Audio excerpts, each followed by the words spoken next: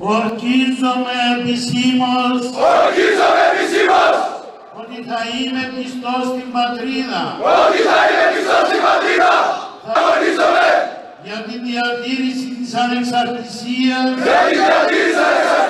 της Κύπρου. Αντέ!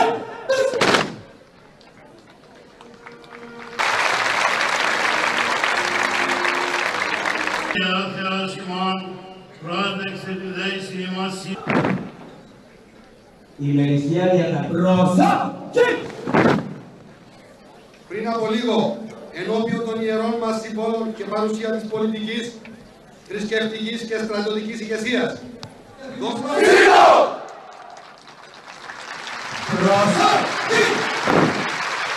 Αντός Σαβούλης, αρχηγός.